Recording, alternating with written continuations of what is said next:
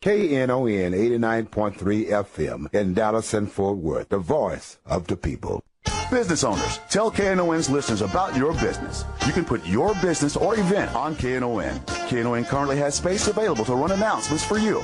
Tell KNON's listeners about your goods, services, nightclub, concert, or event. Help keep the voice of the people on the air while putting your information on the air. KNON's been named the #1 radio station in Dallas by both the Dallas Observer and D Magazine. Put your business with Dallas's #1 station. Call now for more information at 214-828-9500, extension 227, or extension 233.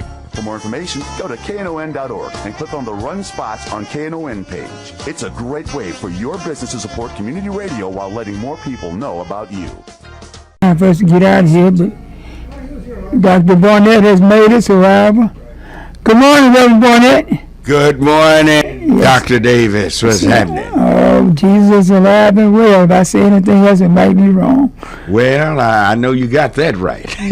But tell them what's going on this morning. Oh, well, we got a great show lined up for you this morning, and we'll find out. We had got Mark Vesey coming in to call us, and we got so much to talk about. The Trayvon Martin trial is very hot right now.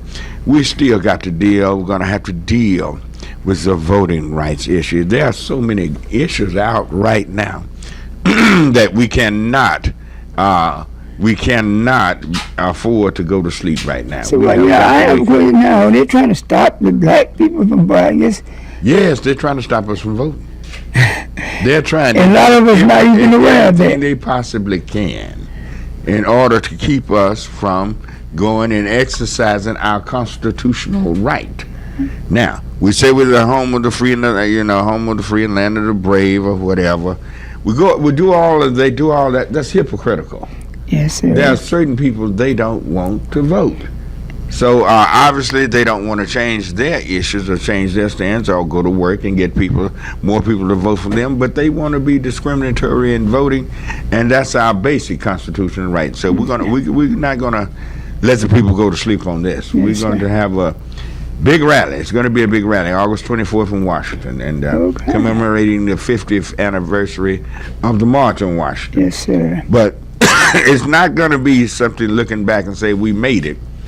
It just means that it's going to be pushing forward from that point on. Yes, sir. Yes, sir. Yeah. Well, I know you're going to have a great program, but invite them to church while you're here. Oh, yes. They are always welcome at Heavenly Joy Church. We're located at Bruton and Masters there in the Pleasant Grove area.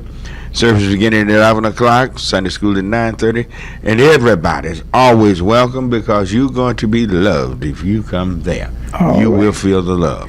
So everybody is invited, and come and see us. All right. Thank you so much, Reverend Thank Barnett. you, sir, Dr. Davis. All right. Of course, he'll be coming up at 7 a.m. with Community Forum and Church News. And I tell you, if you miss it, you're going to miss a treat. Yo, what's up? I'ma kick it with the line, y'all know. Yo, Slim, can I kick it like that? Here we go. Well, it's time to make that change. People of the world today are fading. All of us have our ups and downs. You better think about it or you won't be around. What we need is a little bit of love, sent by one from heaven up above. Chicken fatigue is simple and plain. This ain't no game, you know what I'm saying? What? Yep. Time to make the change. Here we go.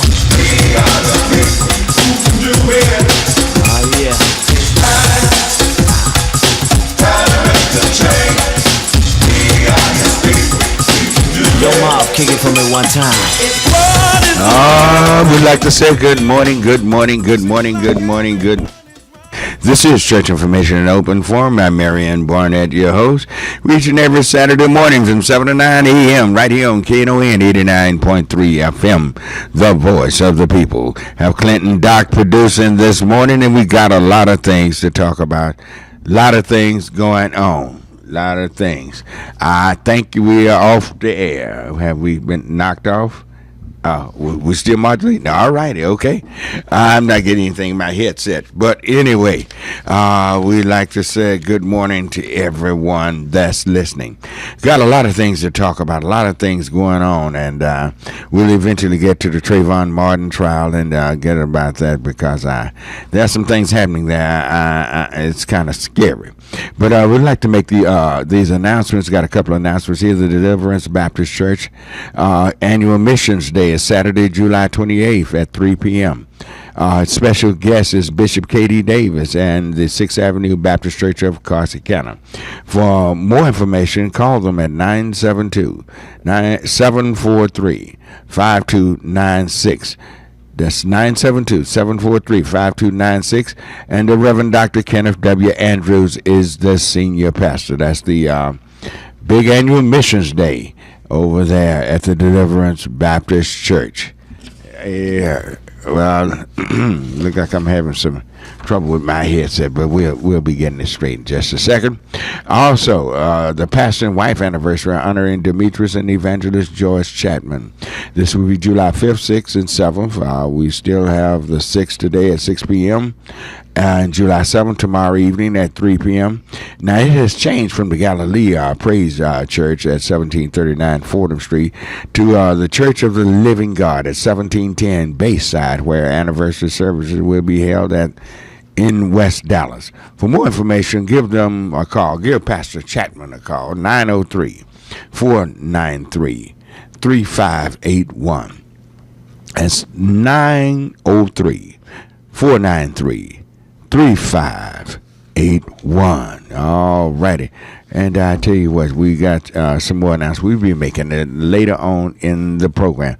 But there's so much going on. And I want to hear your input about this. What's going on at the Zimmerman trial? Do you think the prosecution is putting on a good case? He has a great case. He had a self-winner. It just, I don't know, amazes me how he allowed this defense attorney to go on and never object to all the leading questions and innuendos and misstatements and different things. And it just seems like this guy is sitting over there asleep. I don't know. Is he trying to blow the case? Is he trying to lose the case? Seems like an amateur could do a much better job than he's done so far. Maybe he has something in the rebuttal. I don't know, but it doesn't look real good. I'm kind of shaky on this. It could go either way. But this case is so cut and dry, it shouldn't even been a challenge on whether Zimmerman would be found guilty. Yes, he admits he did it. But all of this stuff, that's coming up, and he's changed the story several times, and he had the courage to approach Trayvon because he had a weapon. That's why he did this. I don't think he would approach him.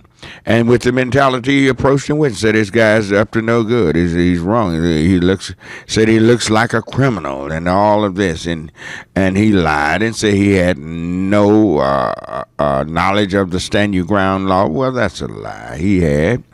Do you realize in the state of Texas, there were 700,000 concealed weapon permits in the state of Texas? There are over 700,000. African Americans, of the 700,000 permits we only have 3,600 permits are owned by African Americans.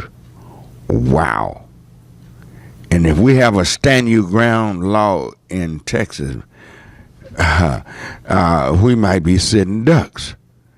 I just hope this trial don't go bad, because it could start something very nasty in this country.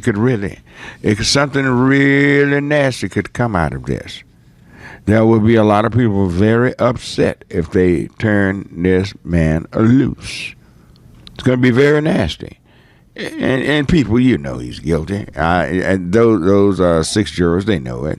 But the way the information, the evidence is being placed on the table, and they can only weigh the evidence. Do you think this guy could possibly walk? Do you think he has a much better attorney than the prosecution the state has put up? is the state of Florida. Are those prosecutors, are they doing a good job? Do you believe they're doing a good job, or do you believe this guy could possibly walk? And remember, when we look at these licenses, these handgun licenses, and who's got them and everything, and we as African Americans only have 3,600 out of some 700,000 in the state of Texas. Wow. We've fallen short somewhere. Everyone should be able to protect their home, protect their body. Everyone. And they've fixed it. I didn't like the law. I still don't like the law. But since the law is there and other people are carrying weapons, what about us? What about us? What about us? Who do you think those people are buying those weapons for? They're not buying them to fight any Russians or Chinese or anybody else. We better wake up. We better wake up and look at what's going on in this country. I don't like it. I don't like it. We are a violent nation, and a nation that's violent. They will hurt people. They will kill people. And people, when you're running around and you're prepared. Now, I'm not pushing violence, but I do believe that if we have a governor, we have a state legislature, will give us such a law as this, we all need to be prepared. Our governor, oh my God, he's a disgrace. You Texans ought to be disgraced. I hope the young lady in Fort Worth, I hope she can come forth and run for governor. I hope she come forth. This guy is an embarrassment. Texas is the second largest state in the union, both geographically and population. Only behind Alaska geographically, and only behind California in population.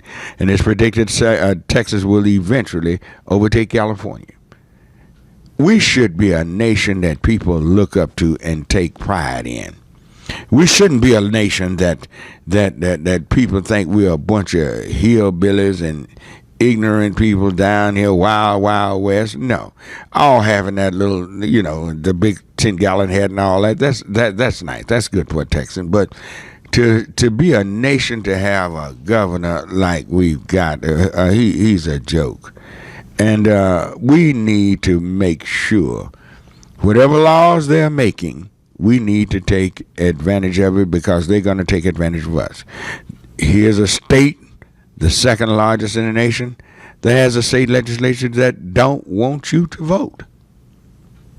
Now, this is sad. Second largest state in the nation. And they're coming up with laws to circumvent so many people's constitutional rights to vote.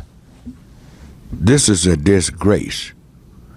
And Texans, even you Republicans, conservative Republicans, you should be ashamed that he's so overtly out there making the state look bad. This is the richest state in the union. It is a very powerful state.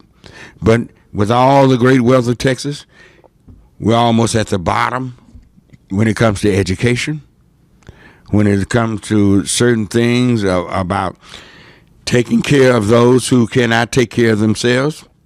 We're at the bottom. We have children, the most amount of children that don't have any health insurance. Now, we boast about our wealth and greatness in Texas, but we fail to help the least of those. We do a very poor job in Texas.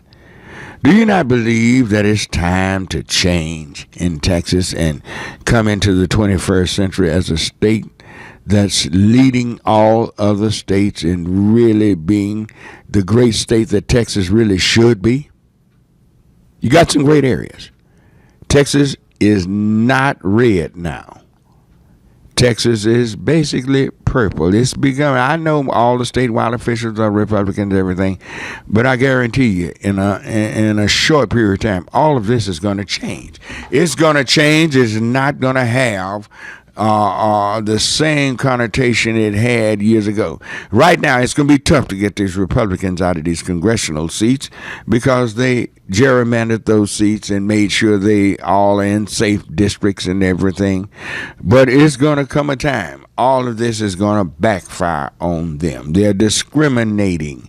They are very, very discriminating, very, very racist. And it's time for this type of foolishness to stop in the state of Texas. It's time for this foolishness to stop. It's time to make a change. It's time that people in Texas wake up and realize we're in the 21st century and we're not going back. We're not going anywhere. We're not going anywhere. You might as well forget it. The people that are here in Texas, here in America, they're not going anywhere. There is a way to do this thing and make a path to citizenship. These people are hardworking people. A lot of them are.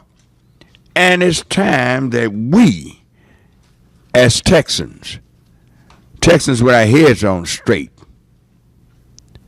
Texans that can think outside the box, it's time we as Texans begin to do things as if we are true Texans. We go different places and you say you're from Texas. Right now, I have friends that are calling me all over the nation asking me, what's going on in Texas? Why are y'all acting like that? As great a state as Texas, people admire Texas all over the United States. But we act like we got a legislation and a governor and all act just as backwards. That makes us look like we're a bunch of yahoos and make us look like something like we make us look like Mississippi or somewhere. It's sad that we will go through all of this, have all of these things happening, and have all of this wealth, and nothing is going on good in the state of Texas. 700 and some thousand people with concealed handgun licenses and only 3,600 African Americans. If other people can have them, why not? Why should we not have them? If other people can protect their homes, protect their person, why shouldn't we not have them? Give me a call, 972-647-1893, 972-647-1893. Let's go to line 4 and say good morning to Tony. All righty, good morning, Tony. Good morning. How you doing, Reverend? Fine. How are you this morning? All right. I want to piggyback the gun laws. Mm-hmm. You know, when they passed the gun laws and they kind of passed them on universities where you can carry them, mm-hmm. they're selling it whereas whites can carry guns on college campuses. But if they haven't showed a black with dreads and baggy pants carrying a concealed handgun on the University of Texas, who is not a felon, mm-hmm. you know how many people will vote that down quick? Number two is this. I think if we had 700,000 blacks in Texas with concealed gun law, permits, they would change the law tomorrow and say, hey, you can't have it. Guess what?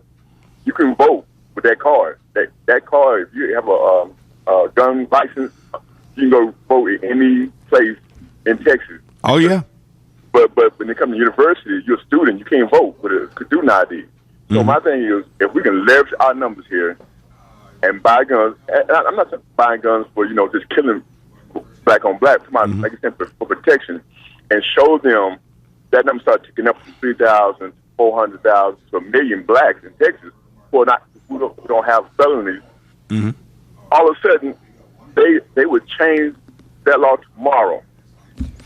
Because here's what. Now, I'm going to be honest. I hated the concealed handgun law. I hate the law.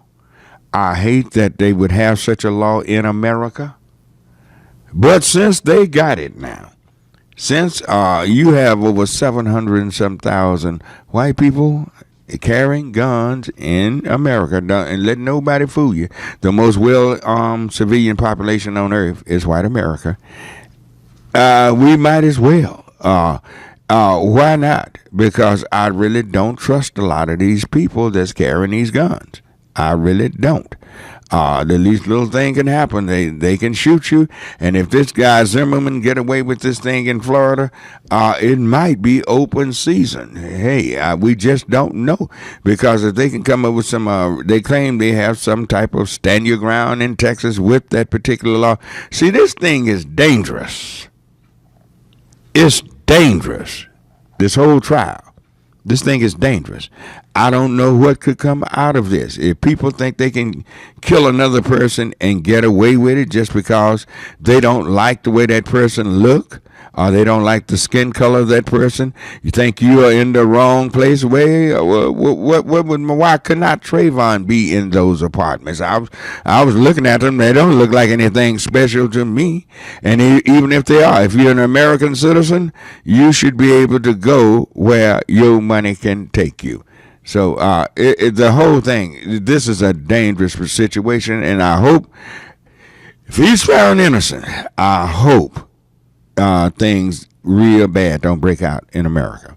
All right, thank you for your call and comment. That clears the line, 972-647-1893, 972-647-1893. Let's go to line 2 and say good morning to Ali. All righty, good morning, Ali. Is Ali? Good morning, Ali. Good morning, sir. How you doing? Fine. How are you? All right. First of all, on the Zimmerman trial, I know a lot of people are not going to agree with me, but I think we prosecuted him for the wrong thing. Was it premeditated murder in his mind? It probably was. But I think he went out there, and I think he wanted to become a hero and make a citizen's arrest. And he approached the young man, and when the young man started to defend himself, he realized it was too much.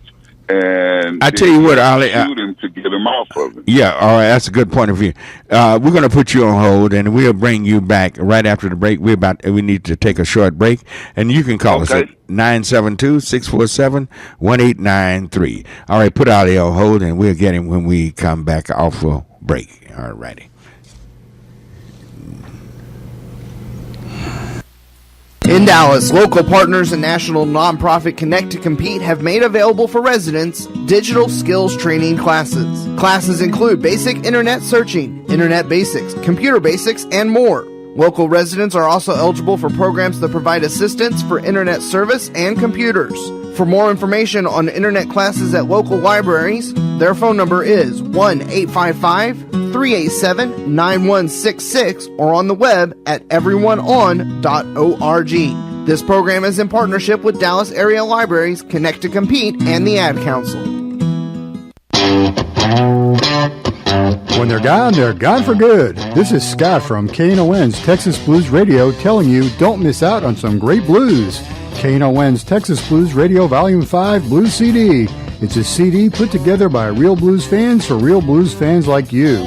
Texas Blues Radio Volume 5 features great local blues from Michael J. and the Paul Bird Band, JJ and the Detonators, the Chris Watson Band, the Two Tones, Rough Cut Blues Band, Jeff Stone with Charlie Love, Dave Millsap, Sirloin and the Ass Kicking Machine, Tutu Jones, Blues Boy Bo, Buddy Whittington, Andrea Dawson, Kirkland James, Sonny Colley, and Johnny Red and the Roosters. Get a copy now at Forever Young Records in Grand Prairie, Record Town in Fort Worth, and in Dallas at Bill's Records. This is a Dallas Blues collector's item. A very limited amount of vinyl copies can be found at Forever Young Records, the sponsor of this great blues project. CD downloads are available at cdbaby.com. Whether you get it as a download, on vinyl, or on CD, all the proceeds will benefit KNON. For more info on Texas Blues Radio Volume 5, visit knon.org.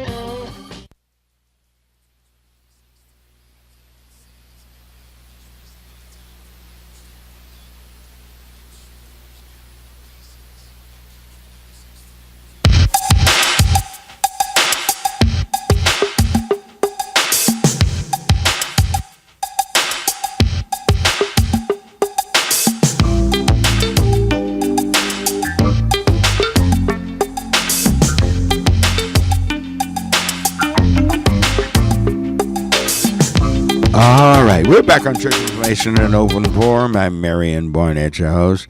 And we have Ali on line too. And we're talking about the Trayvon Martin case, the situation. Concealed weapons, handguns, concealed weapons in America and in several states. And what's your input on how do you think this trial is going? And what do you think is going to happen? All right, Ali, are you still there? Yes, sir. I'm still here. All right, go right ahead. Okay. I think we should have tried him for manslaughter because we have to remember in our mind that the prosecutor really didn't want to prosecute this. It was because of public outcry, the only reason why the trial came about. But we're sitting here looking at discrimination, which is okay, but they're trying to put that whole law, stand your ground law, on trial with this case. And they're going to do everything they can to win this case because even like one lady said on the talking head, although the other guy was the aggressor, when Trayvon Martin started to defend himself, the guy that was the aggressor had the right to back up and said, hold on. And when Trayvon didn't hold on, he had the right to defend himself. We all know this is wrong.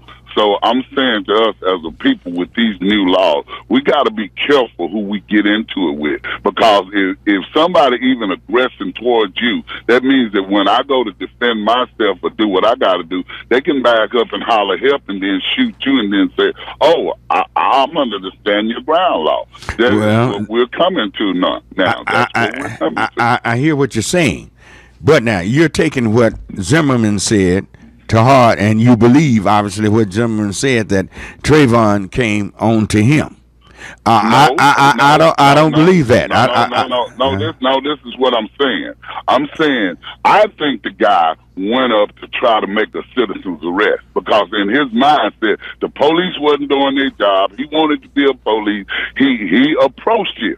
And he probably tried to grab him because if you look at Trayvon, he's a small frame guy. And he felt like, okay, I'm going to make a citizen arrest. I can't wait on the police and this and that. And he probably put his hands on him. And the young man started to defend himself. Yeah. And when he did, the man backed up because he couldn't handle the situation. Now he want to pull a gun. I'm not saying he's right. I'm saying what a lady was saying, that if somebody's doing what Zimmerman did, and if Zimmerman has the right to back off and then defend himself, no, that's wrong. That's wrong. If you come as an aggressor to me and jump me and say, oh, I'm going to arrest you, and I start to defend myself because I don't know who you are. I don't know what you're about. You following me and you dogging me and you know, you pushing me. So yes, now, okay, I'm going to defend myself. But you don't have the right to back up and say, help me, and then shoot me because I'm defending myself. I'm saying the one of the ladies on the... So what should people do? What should people do now to protect ourselves? We got to be cautious in how we deal with it. Should black people have concealed weapons? I don't think, I feel like we should, the ones that can qualify, because the laws are very stringent. Like me, for example, I'm a good citizen, but because of my past, I probably couldn't get a permit. But you have a felony history? Yes, sir, I do. How many years ago? So I know I couldn't. How many years ago? Probably about 7 or 8 years ago. I think 10. They go back, and some go back as far as maybe 10 years or 5 years. But I'm just saying, if there's somebody out there that knows about handguns and protection from this, if there's somebody know anything about that, give us a call at 972-647-1893. If you know anything about this, and hold 1 second. If you know anything about this, handgun laws and rules, give us a call, 972-647-1893, because you're right, Ali. As the way they've been projecting this law, you can approach me. You might even hit me, and if I decided I'm ready to fight, you can back up and shoot and say I'm standing my ground. Right. And really, the only way I feel you can be standing your ground, if you're in your yard and I'm on your property, and you ask me to leave, you have a right to follow me. Yeah, but now he doesn't own this property. No, I know, but I'm saying going down the street, following somebody down the street, stalking them to a certain extent, stalking is against the law. So stalking this man and approaching this man, you were wrong in what you're doing. Right. Done. But I'm saying by them taking and putting this whole law on trial, now some of the talking heads, see, sometimes we have to listen between the lines. Yeah. And I wasn't saying that. I was quoting a lady that said, okay, well, he might have aggressed him, but when he tried to back up, Trayvon should have backed up. Well, okay, we know. How do we know Trayvon didn't back up? How do we know he didn't? We don't. Yeah, well, he's not here to tell his story. But then too, if you dogging me and you hounding me like that, how do I know you gonna quit? Yeah. Am I just supposed to hit you and quit? I don't know, because I'm defending myself. But then you turn around and back up and holler, help, and then shoot me. Who's to say I didn't quit? Who's to say I didn't just hit you and back up? You know what I'm saying? But I'm saying to us as the people, we got to be careful in confrontations, because you're going to have some people, if this man gets off on this, you're going to have people walking around with concealed guns that are going to provoke situations that they're going to try to use that as a backdrop to say, oh, I was defending myself, when actually you started it. All right. Thank you for your call. We thank you. Yeah. Yes, he started it. He was told not to follow him. It was racist because this young black man was there, and he didn't think it would be. It was totally racist. The judge said we can't use that, but to me, that's ridiculous. The whole. I'm worried about the jury. I'm worried about that police station, that police department.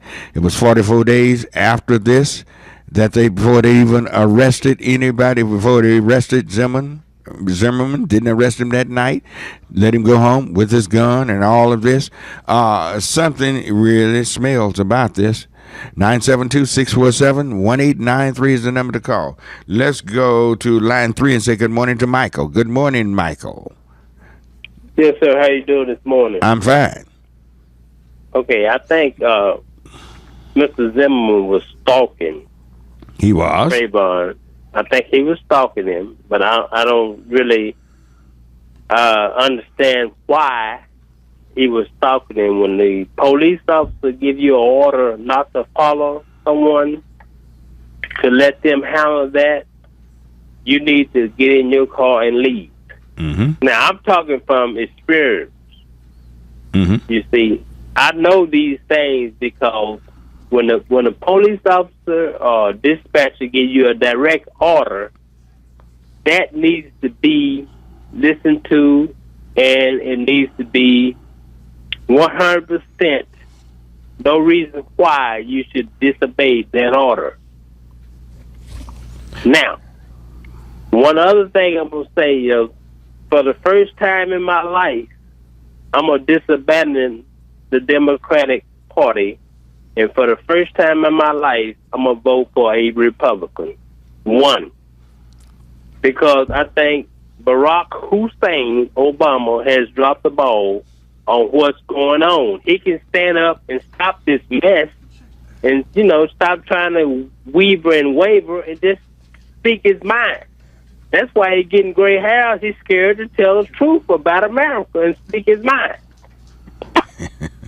All righty, we thank you for your call and comment. That clears the line, 972-647-1893, 972-647-1893. Let's go to Sherry on line 1, all righty? Good morning, Sherry. Good morning, how are you? Fine, how are you? It's Shirley, not Sherry. Oh, it's Shirley, okay. Is your radio on? I'm getting feedback. Yes. Please Let me turn it down. I'm sorry. But let me say this. I don't know a lot about the laws as far as the handgun laws and that type thing. But I did watch the court when the mothers took the stand. And when Trayvon's mother took the stand and they asked her, who is that hollering in the background? She said, that's my son, Trayvon, who's in heaven. When the other lady took the stand, they asked her the same question. She said, "That's my son," and he said the DA or which one was asking her the question. She said, "How do you know?" She said, "Because that's my son, not because I know his screams." I think, and this is my personal opinion, I believe George Zimmerman should go to jail. I believe he stereotyped this young man. The police told him to leave him alone. He should have left him alone. If he wanted to follow and see where he went so he can tell the police to go and consult with him, that would have been okay. But for him to take it in his own hands, you think for him to stalk him and go tell the police where he is okay? It's just not because okay, but it's better than him approaching him, putting his hands on him. Yeah. He didn't have any right. They told him to leave him alone, to stop. So he should have stopped. Do you have children, grandchildren? Absolutely. You have grandsons or son? Yes. Okay. Now, this puts every young black male, which has been a long time, in danger in certain places because just because he had a hoodie on. Well, it was raining, and even if it wasn't raining, you still have your radio? Yes. Please turn down your radio. Please do. Yeah. Well, please. it's off now. It's not my radio. My radio's down. I can't even hear you. Okay. On the radio. All right. I'm on the cell phone. Okay. Maybe it's the cell phone. But anyway, we have black males are just targeted anywhere you go. Anywhere you are a target. And if these were some fairly nice apartments in this particular town, Zimmerman made the statement that they have that this guy looks like nothing but trouble, and this guy looks bad. This looks like a bad situation. Why did it look bad? Because he was black? Male. Absolutely. And let me tell you something that happened to my grandson just last week. My grandson just graduated from high school. And his mother went home to be with the Lord in December, my oldest daughter. Okay. He got him a Charger. And he was in an area, he and my son, which my son is 34, my grandson is 18. My grandson was driving. The cops pulled them over for no reason, asking him, what is he doing with a car like this? Is that right? Are you telling me we're not supposed to live nice? What city was this in? This was in Bedford, Texas. In Bedford, yeah. That doesn't surprise me, yeah. Yes, that I live in Hearst. Yeah, but that doesn't surprise me. And believe me, if we allow... searched his car. I mean, they searched his car. Why are you searching his car? You don't smell any marijuana. They're not drinking. So what right it gives you to search the car? Well, there it is. And what can we do about it? Well, did he get the badge number and the name of the police officers? He was too afraid. All he wanted to do was get in the car and leave. Well, always get their badge number and their name. Absolutely. And start filing charges against these people. And see, when we start asking questions, they really get upset and angry, and then they want to take it to the next level. Yeah. So I do think people should be able to be armed, because we're coming into a time now you don't know what's going to happen. Yeah. And I want to be able to protect my own home. Yeah. Because if I'm home and my husband's not here and they kick my door in, if it's me or them, they going down. I'm a child of God. I know that. I don't want blood on my hands, but if it comes to that, they're going down. Okay. All righty. Thank you, Shirley. Thank you. Thank for the you. call. Have a good day. All righty. All right. They clears the line. 972-647-1893. 972-647-1893. If someone have any information on this basic handgun training, handgun, If you have any information on it, give us a call at 972-647-1893. If you have information on how to get a concealed weapon and be legal, I know there are certain qualifications that they have to have. If they have that, and if you know of any training, anything, let us know. 972-647-1893. Let's go to line 4 and say good morning to Sydney. All righty, good morning, Sydney. Hey, how you doing this morning, Reverend? Fine. How are you doing? Oh, fine. I'm kind of going along with Shirley. She pretty much rounds up everything, and you know, we have to listen sometime. And this guy, if the police told him to stop following the man, he's supposed to stop following him. He never should have started following the man. Exactly. I think a lot of people are missing this. Look, you're in America. You're in a free country. Who is this clown to say that this young man had no business there? Who is he? Who died and left him king to do this? This whole thing to me is ridiculous. And it shouldn't be no second degree deal. It should went to the first degree. It should be first degree murder, and it was really an execution. Well, how do you know? Well, none of this would happen had Zimmerman not been stalking this young man. The young man would be alive today probably because had Zimmerman not stalked him. Exactly. And see, and all you got to do, reverse the situation. Let that been a black man stalking a young white boy, you know and see, he's not a man. Trayvon was a kid. He was a boy. That's right. He's a child. And had a black man kill a white boy just because he didn't like where this kid was, all hell would have broken loose. Executed in Texas, they would have been right up there on the top of the line. Mm-hmm. You know what I'm saying? Oh yeah. Mm-hmm. So I mean, we're drinking the Kool-Aid that we're hearing. I don't believe anything Zimmerman said. I think he's lying. I think they prepped him. I think the police department is corrupt. They would not arrest him. I think, and I question this jury. White females and one Hispanic male. White females and one Hispanic female. I question the makeup of this whole case. This whole thing looks really shaky and funny to me. The whole thing looks shaky and funny. And we need to be vigilant. We need to keep our eyes on it, and we need to, get us some handguns and protect ourselves and get licensed. I realize that we want to get somebody that knows something about the handgun laws to let us know who qualify, who don't qualify, or when can they be qualified, or whatever. And so they can call us. Had a gun in the first place. Yeah. You're right. You're right.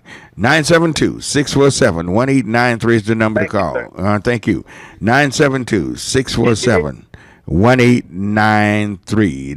Let's go to TB on line 2. We're on a break? Oh, wow. We're going past our break time. And you can call us at 972-647-1893. 972-647-1893. We'll be right back.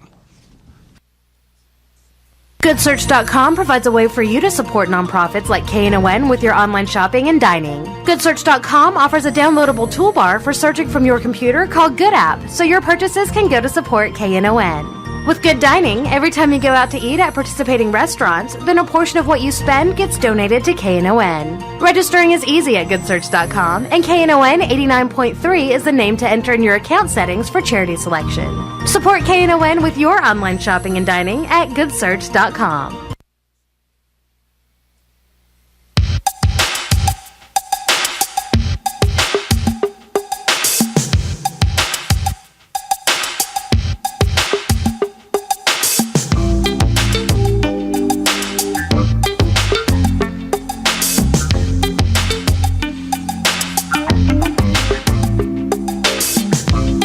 All right. You can call us at 972-647-1893. Let's go to 92 and say good morning to TB. All righty. Good morning.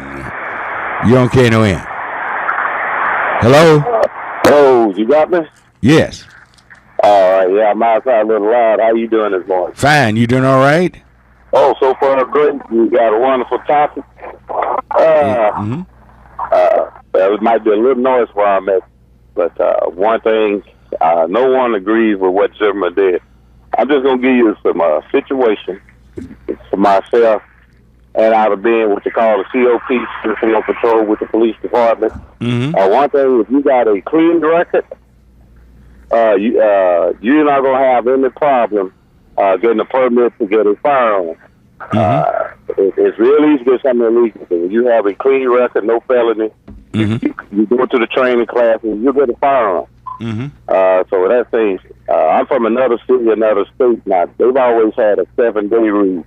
When you want to purchase a firearm, they do a background check on you. It takes 7 days, I think it was 72 weeks. And after background check, you get your firearm. Well, don't they have training classes to get these concealed weapons? Anybody with good sense, you can go to a training class.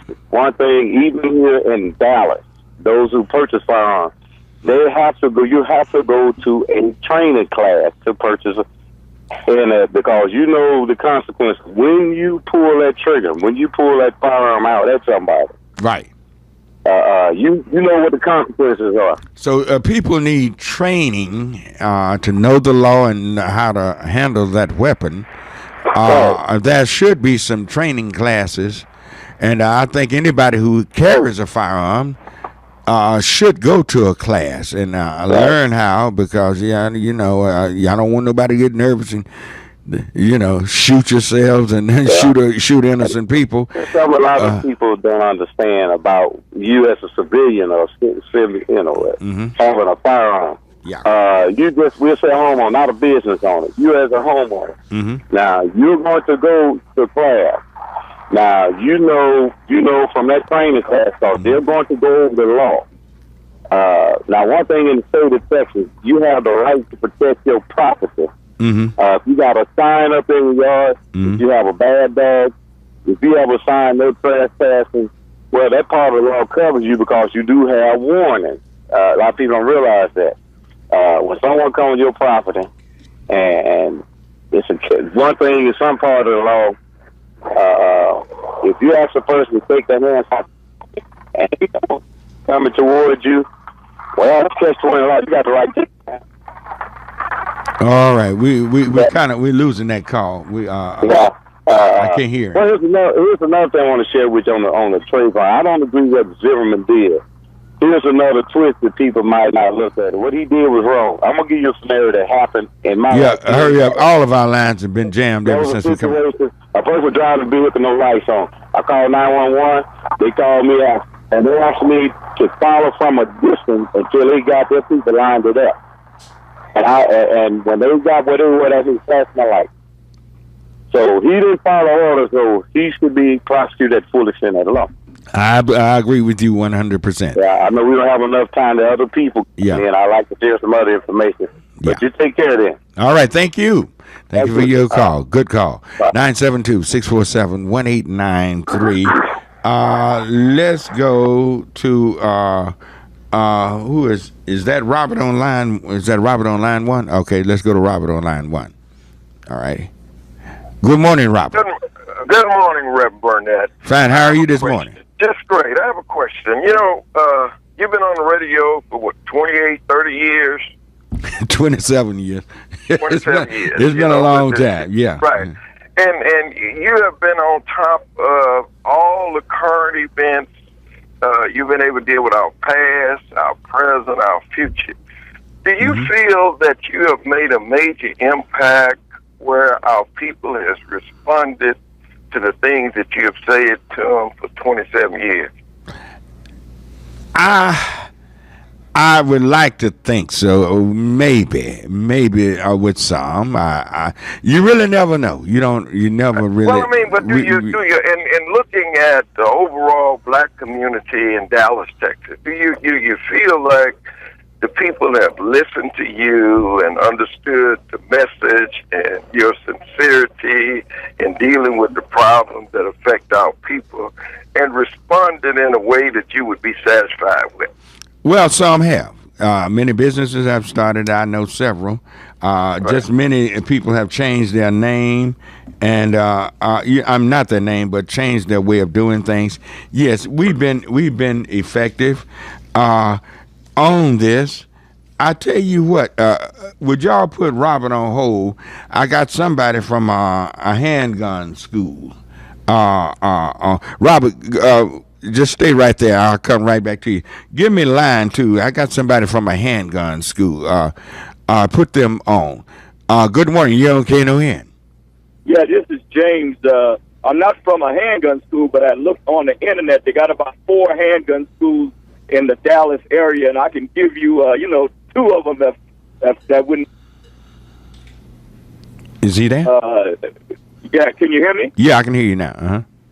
Yeah, this is James. I'm not from a handgun school, but I got about 4 handgun schools that you can go to in the Dallas area.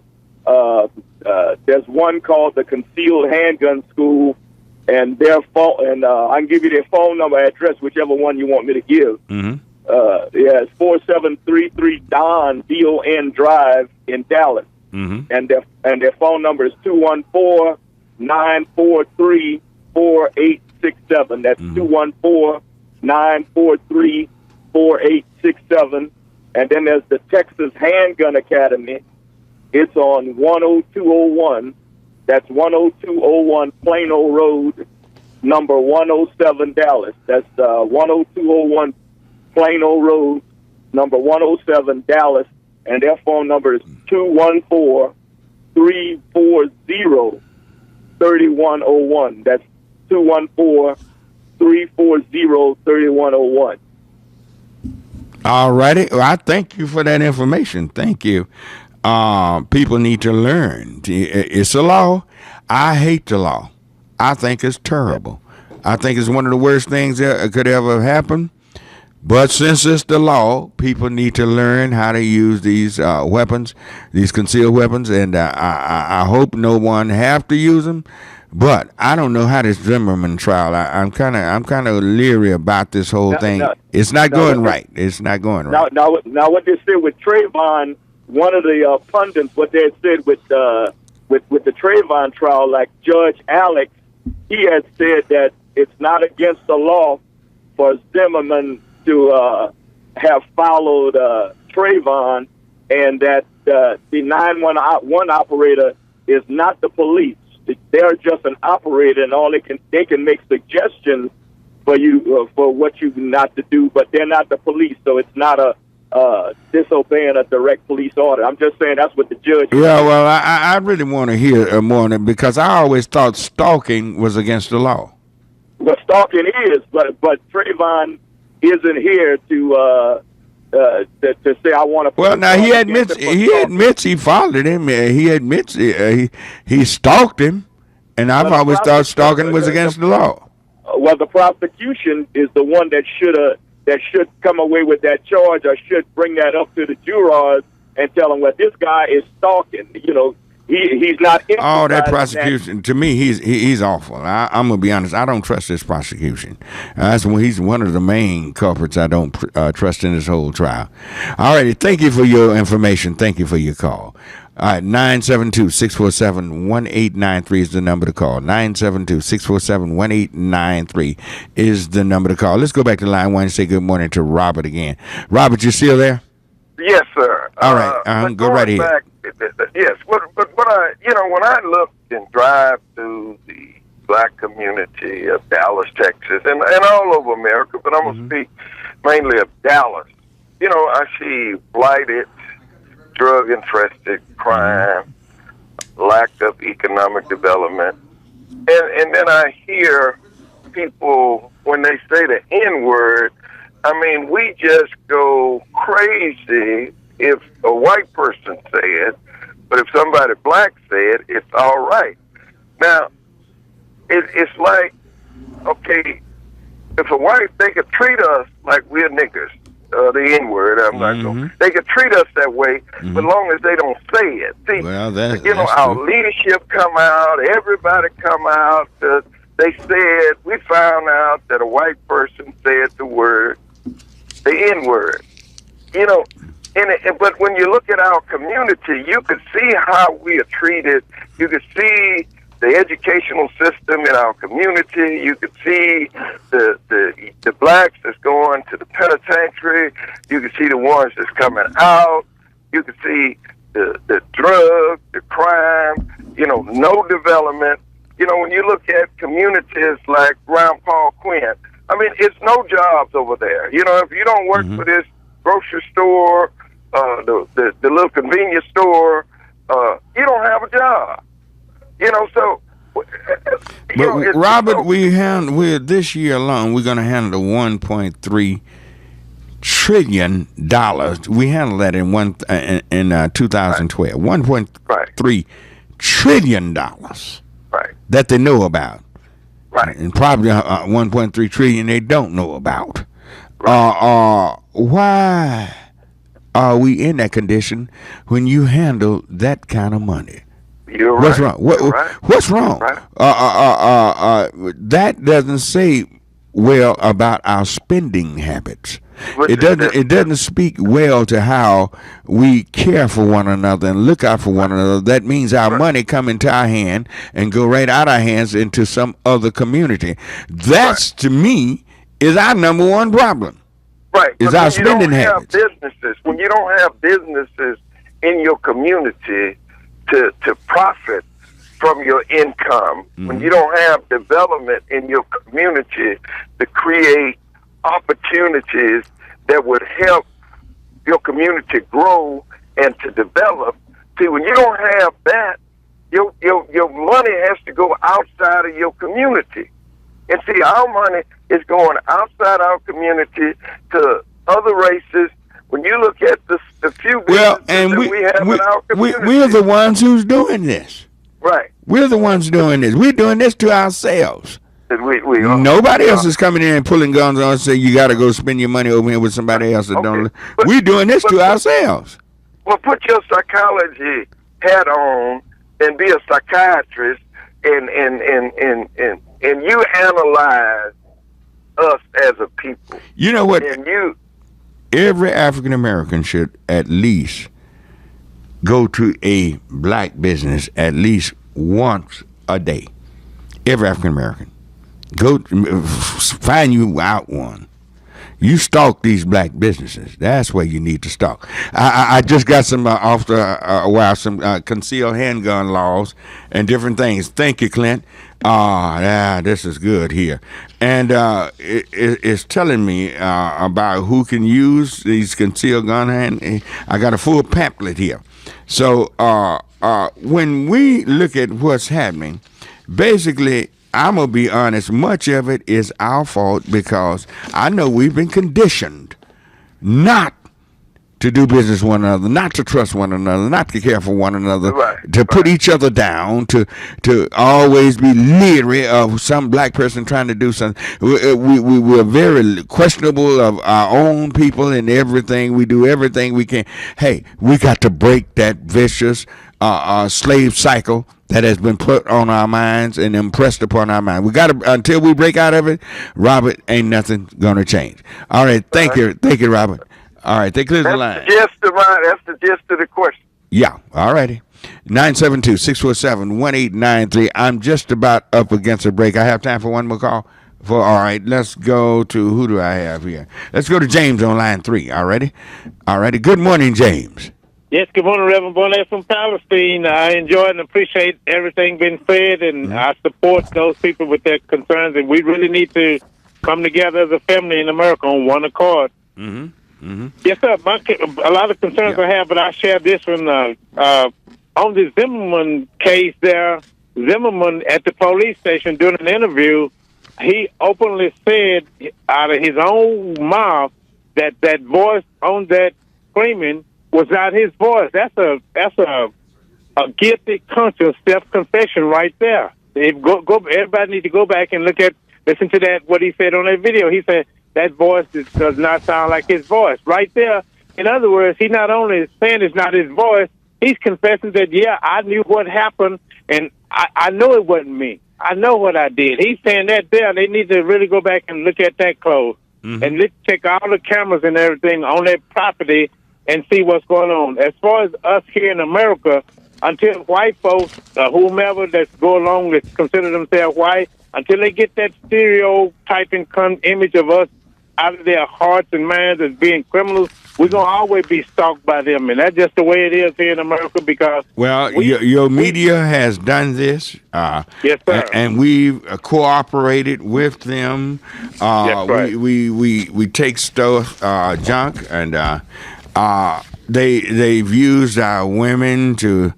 on BET and other stuff to act like whores and everything we look at. We get all these new shows and whatever is coming on. At least one black woman, if not two or three in the show, has got to be the whore in the show. Just such negative opinions of us, and we are not saying or doing anything about it. And we've got to change our practices. That's that buffoon stuff going on. And let me say this, up in Jasper, Texas, these two white police officers assaulted that black woman in the police station. I don't hear any too much outcry there from talk, but this is the same area where this guy, they dragged this black man like worse than a dog behind the truck and killed him. We should be in the uproar, not only, with Trayvon Martin, but that child, man, killed that child, but all of this. He's not going to walk away with a good life if he thinks that. I say that much because this man know what he did, and as I said earlier, if you listen to that interview, he's confessing right there at the station saying that wasn't him. I'd like to say good morning to the Williams family on their family reunion. I appreciate it. Thank you. All righty. Thank you. All right. We're up against a short break. We're about to go into our second hour, and you can call us at 972-647-1893. 972-647-1893. We'll be right back for our second hour. You're listening to Knon 89.3 FM in Dallas and Fort Worth, the voice of the people. It goes back to the fundamentals, intoned a Wall Street analyst. The economy is improving. Improving for whom? By fundamentals, he means the high-flying stock market, booming corporate profits, and top executive pay. Those are signs of an economy that is top-heavy, not healthy. In fact, our economy is teetering dangerously because it's not sustained from below by a strong middle class. Economist Paul Krugman notes that far from improving, our economy remains in a low-grade depression. Of course, that thermometer zooms to a high grade if you're among the millions of Americans who are jobless, working for low wages, or able to get only part-time temporary employment. Yes, the unemployment rate has ticked down, but not because of any jump in job creation. Rather, the dismal lack of hiring has become so discouraging that many people simply give up the hunt, which magically removes them from the ranks of the unemployed. Most Congress critters clearly don't care about America's middle-class jobs depression. The White House cares, but doesn't treat it as the crisis it is, so nothing happens. The only jobs push we've had is the stopgap effort by the Federal Reserve to pump enough money into the economy to keep unemployment from worsening. But rather than push harder, Ben Bernanke, head of the central bank, recently sounded retreat. He, too, uses the faulty unemployment statistic as a crutch to claim improvement.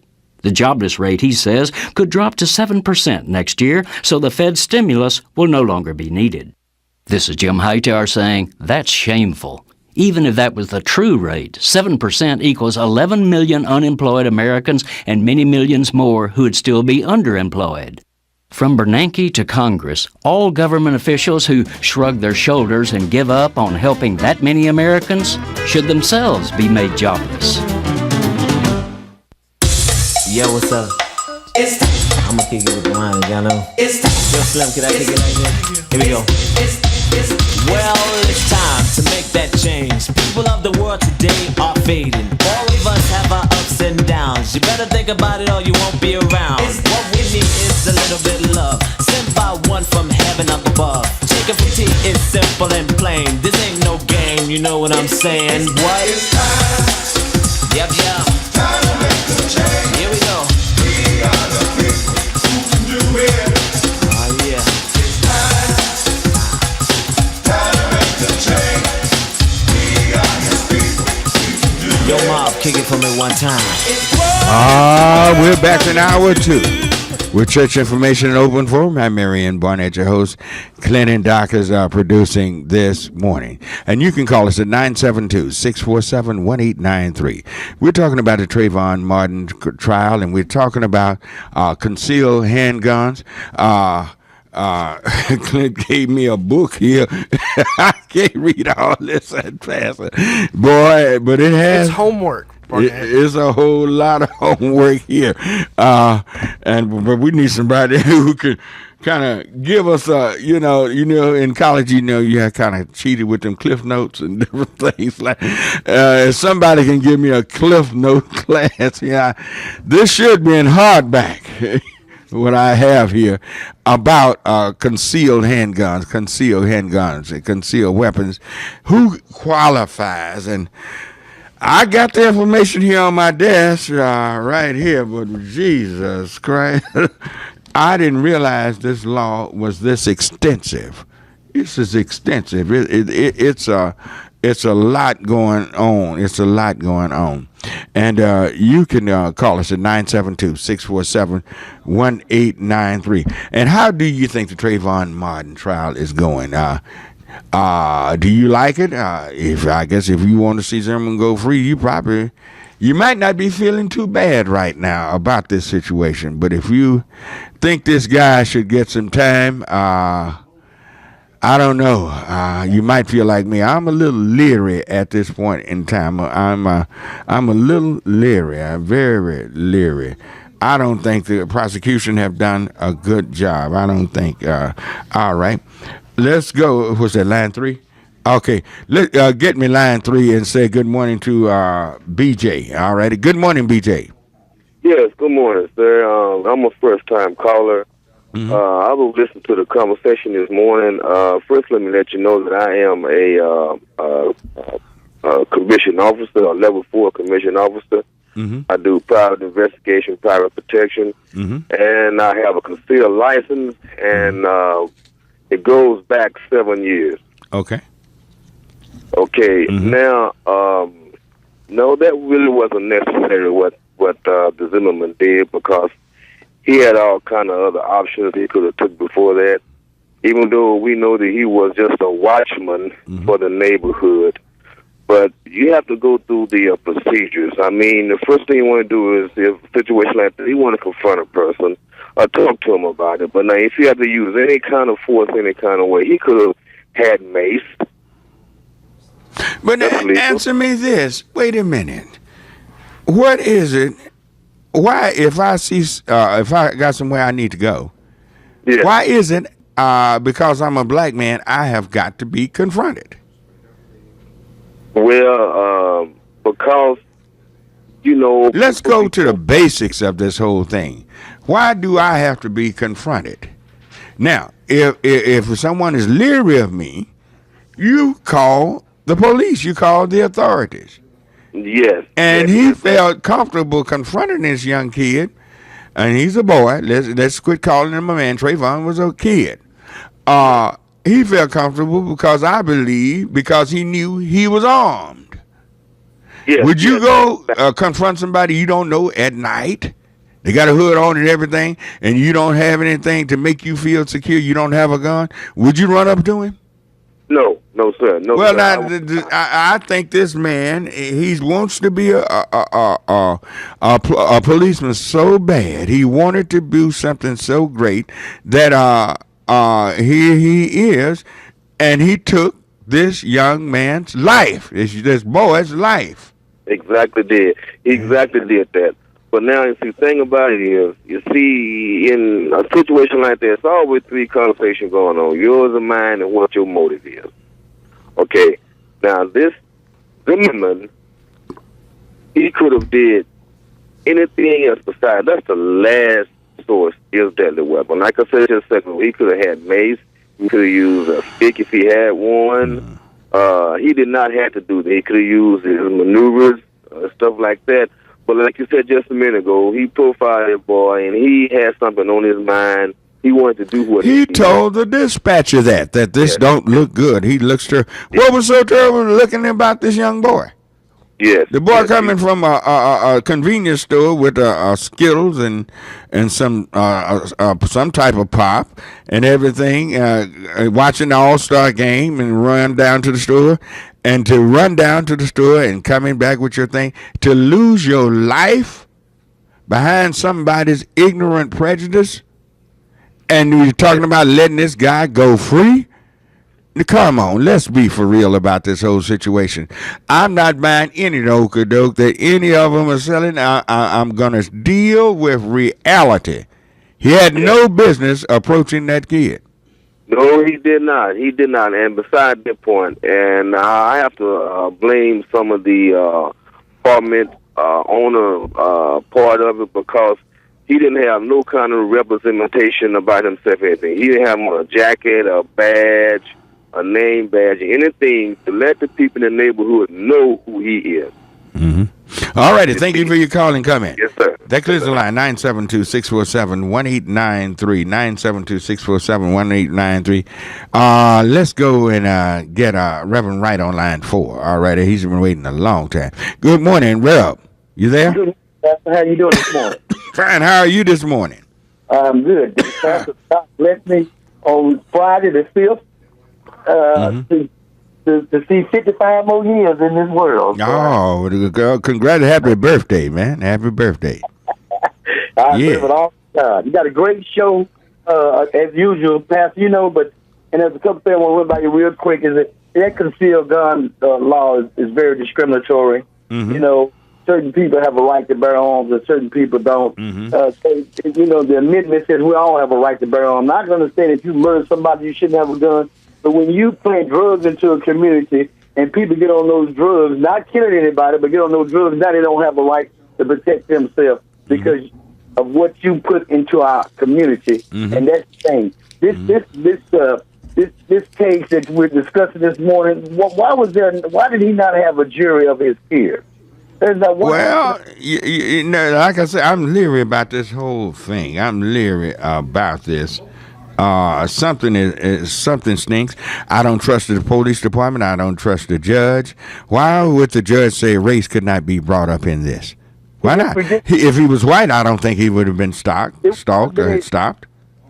Would not have been an issue. It's a shame, and they set the stage, whether they realize it or not, for that maybe this is the giant that's going to have to wake the African American community up to realize that they're not being cared for in this country, and it's time to take back what the enemy had stolen from them.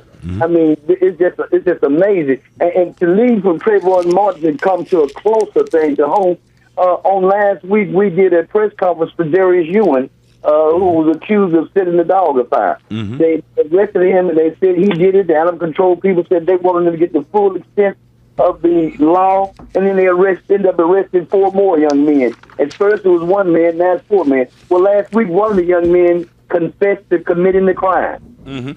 But is Ewan still locked up? Still locked up in the jailhouse. Channel 5 showed that interview, and they immediately took it off the air because our question was to the district attorney, and who looks like us, why is this young man still sitting there? Is it because the animal control people are contributed to your campaign or whatever the question may be? But it starts at home with us, Pastor. You said it earlier. That's right. We're our own worst enemy. Mm-hmm. And that goes from politicians on down to everyday living. This young man who killed his girlfriend and her baby that's in her stomach and a little bit of kid. We have no respect because the family has been destroyed. And I understood. That's right. But until we get the black family back together, we're not going to ever rise above that. Mm-hmm. That's right. That's right. So, I mean, until we began to renew our mind, change our thinking, and it's going to have to really, much of it's going to have to come from the pulpit to really get people to renew their minds, renew the way we think. Let's turn to each other rather than keep turning on each other, and then we maybe can we will get somewhere. But until this happens, there will be no change. And too many of us think we're living good and doing well and everything. I live in this community. I don't live in those slum areas like that. I guarantee you, don't worry about it, because if it don't get you, it will get your next generation. I was the morning news done that story, and they got this little blog with one of the guys with blogs on the radio. Reverend Wright and the black preachers of South Dallas are all crazy, and they all now. Why would you say something that about us because we avoid? But let somebody bomb this country, and then we become brothers again. Yeah, we got to start. It's your country too, then. Yeah. Mm-hmm. Yeah, there's somebody attacking the country. Now we are all family. But other than that, we still back into the slave mentality thinking, and that's what it's going to take to wake this country up. Yeah. I want to get with you one day next week. Okay. God bless you, and I'll talk with you. All right, thank you. All right, that clears the line, 972-647-1893, 972-647-1893. Let's go to Reverend Crenshaw. He's been waiting a long time on line 2. All righty. Good morning, Reverend Crenshaw. Yes, sir. How are you doing this morning, Reverend Barnett? Fine. You doing all right? Well, I'm doing fine just listening to you.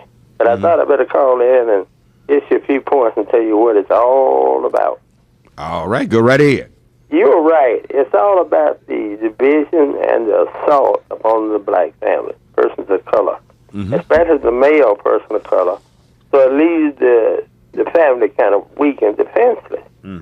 Now, all that, like I said, it's about should we or should we not have the right to carry?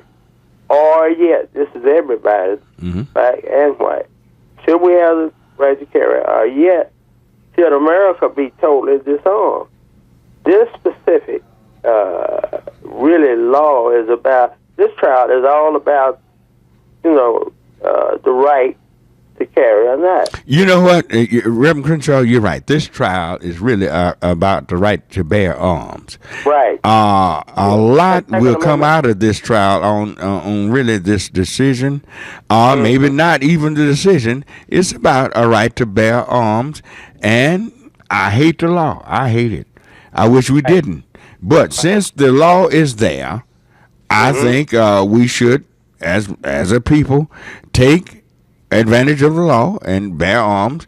And when you're armed and they know you armed and they won't bother you. But if you running around there, 3,600 people black people in the state of Texas, only 3,600 out of 700,000 have a concealed handgun license. That's sad. That's sad. That's sad. Yeah, that's why. I was at a convenience store one day in a far remote area of Hurst, Bedford, Eustis, and I was there at the counter just for about 2 minutes. I saw this cop car pull up. There was, elderly lady in there working on it, Caucasian lady. Anyway, he came on in, then he was standing behind me. I looked around, that cop was about 6'10" or something. Anyway, he was ready to jump around with me and everything. But I didn't feel threatened because I've never had any trouble with the law. So I just thought about I got lost, got here trying to get some food and toys from Mr. Puppy back at home.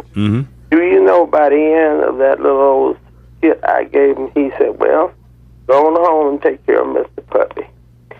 Do you know what he was really saying? What was he saying? He was really saying, get yourself off these streets before dark because it's an open season on your people. Now, that's what I call. And I thought that I related this to you because these weapons and all, it's really about whether they're going to keep weapons on the street at all for anybody. They say the criminals have all of them. The way it'll be if they don't do something about them. And I really believe they're going to take up all weapons, period. Because they're going to try to keep an insurrection from happening when the whites turn against the government. An insurrection is, with a posse comitatus or whatever they call that mess. So this Caucasian cop meant me good. He meant me well. Because I've talked to him before. I talk to police all the time. And they mean you well when they say something like that. But you got to be, it's really deep what they're telling you. It's deep. But this is about taking up weapons and leaving them out in the street. This is really what they're talking about. And they talk, and the assault is up on the black, particularly the person of color, male. Because they've already, conquered the female. But she's going to have to provide for her family by herself. That's why they have welfare out there. For that reason. It's not because we on welfare. It's because of the number of Caucasians on welfare than he even have it at all. So that's my little rant this morning. But that's what I truly believe.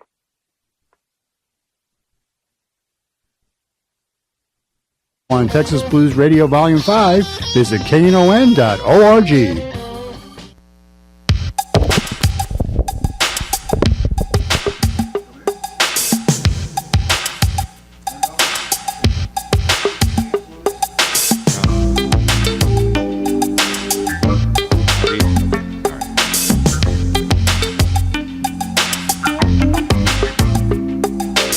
All right, we're back on Church Information Open Forum. We got that all straightened out now.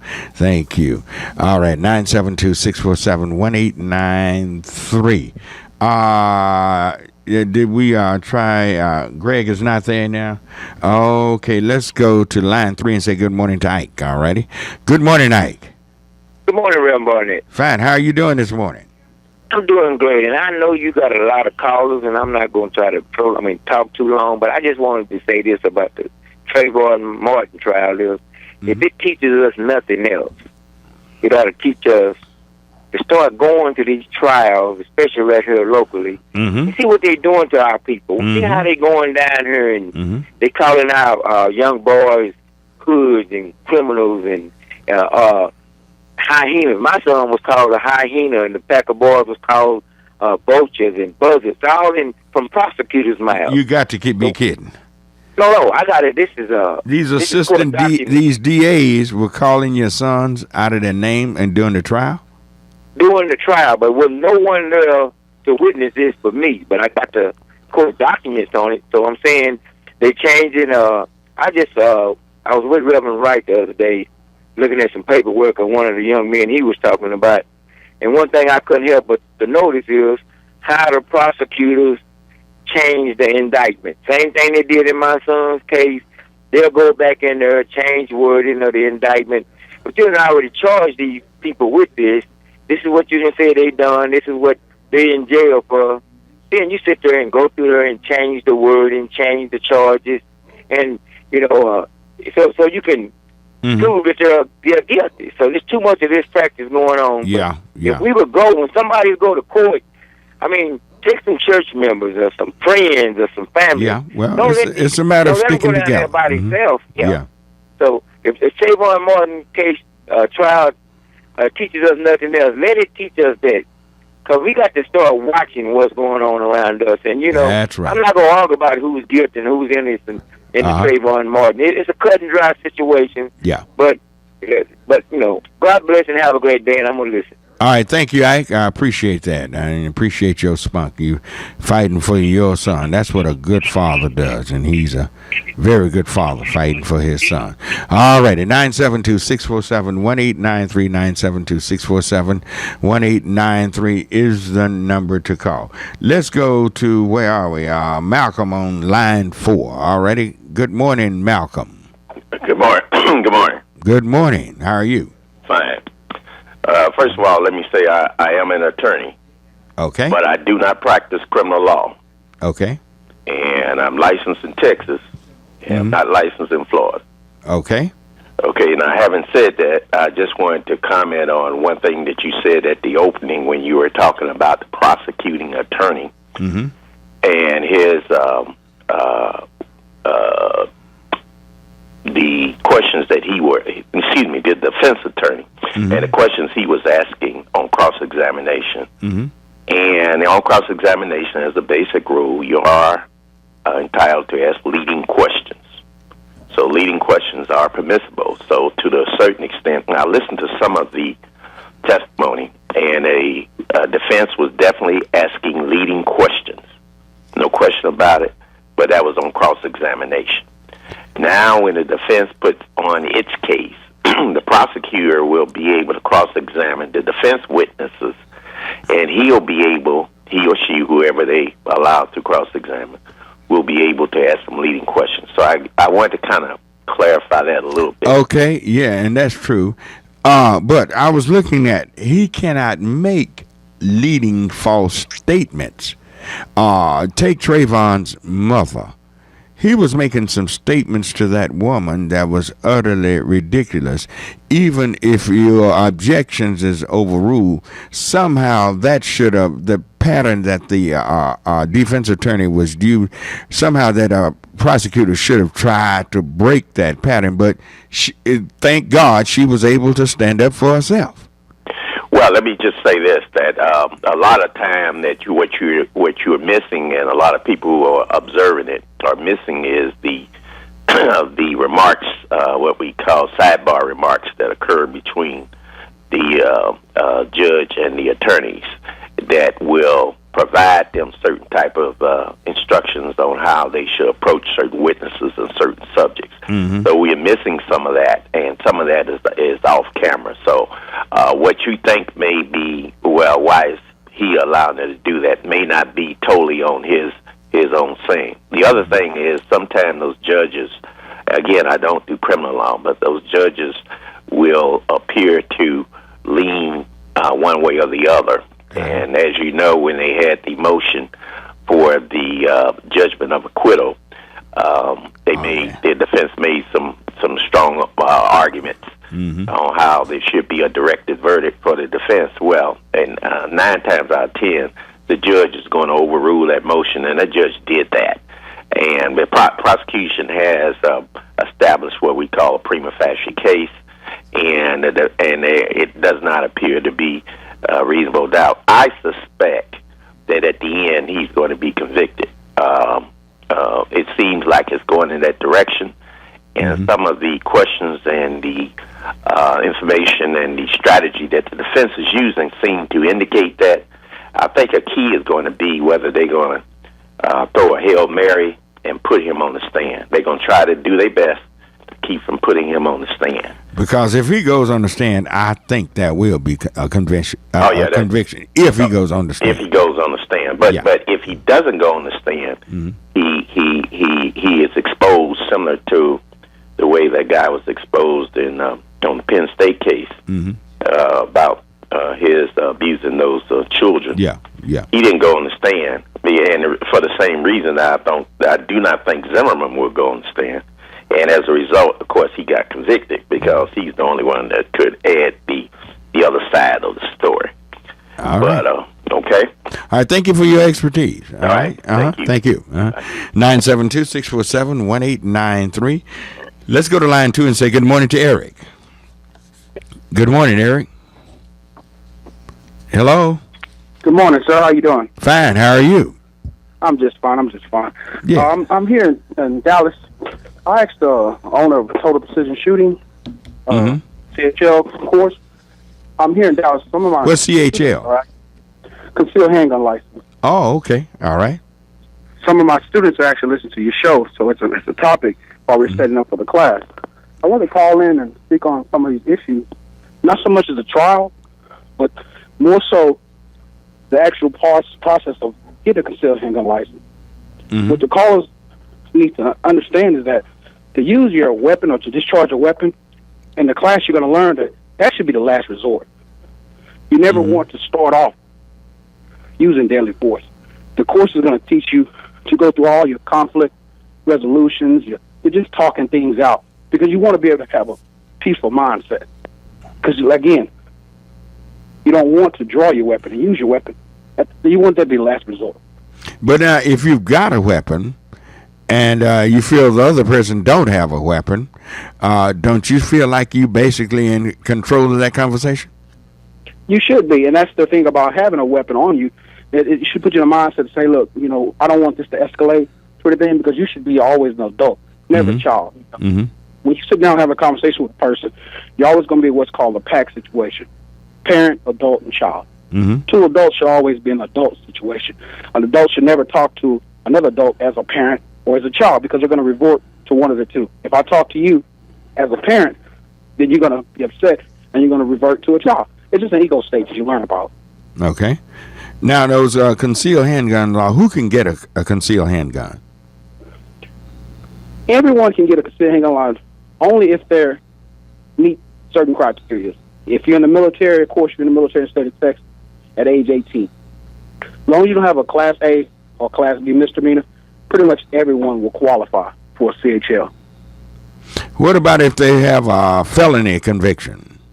Yeah, that will be, if a felony, that will be your statutes. You're dealing with the degree of the felony. You may be 10 years, it may be 5 years from the date that you take the class. It just depends on the case. You'll have to actually call the state of Texas to see if you qualify, because if you take the course and you send your money, of course the state of Texas is not going to reimburse you, because they're going to figure like that was your fault. You should have known the law. Mm-hmm. Now, you say you teach a class, or what do you do? I actually teach the class myself. Oh, you do? I teach the class, yes, sir. I teach the class, and we also have a female instructor on staff. All my instructors are CHL instructors, state of Texas. They're also NRA certified instructors, which means they teach you the whole basic part of the course, because the CHL teaches you the laws in Texas. But like a course like the NRA, I'm not an advocate of NRA. I just know the teaching standpoint. Is this a black-owned company? Yes, it is. It is? Okay. All right. When do y'all have your classes? We schedule them about every other week. You know, it depends on travel. We're also mobile. We're based out of Houston, but we travel to Dallas because we have a lot of clients that feel comfortable, you know, I guess, better words, they feel comfortable being taught by their own. Mm-hmm. Okay. And you're in town today? Yes, I am today. All right. All right. Where are you? I'm at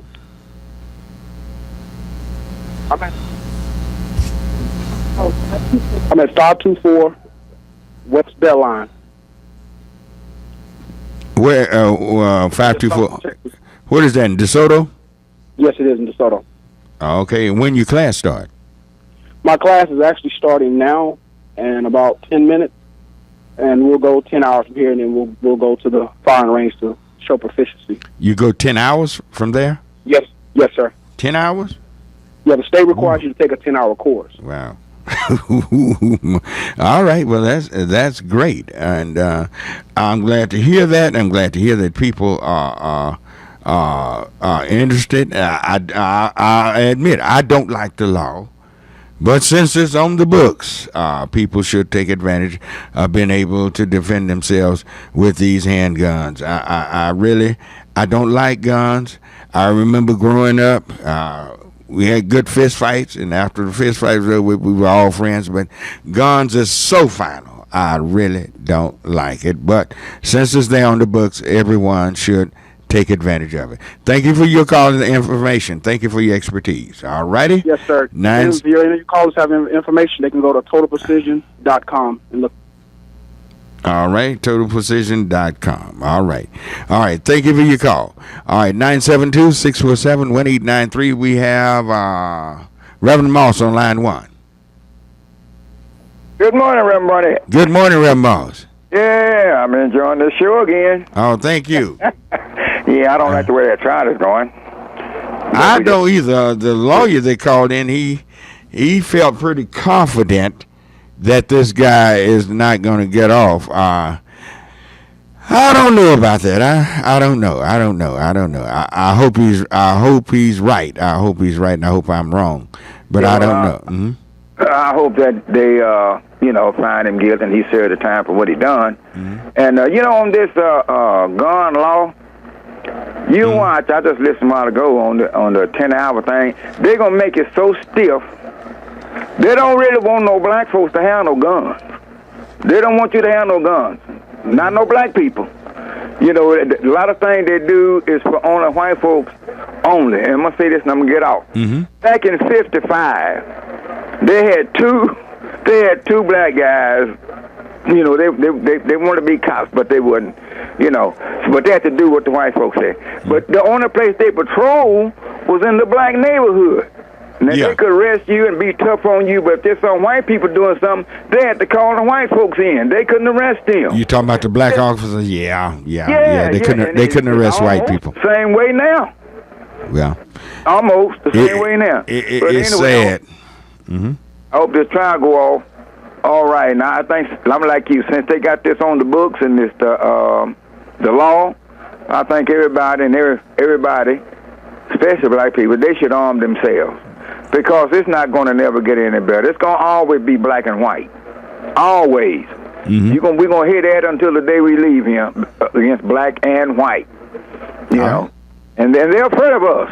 All right. Whether we got guns or not. I'm just saying, they're afraid of us.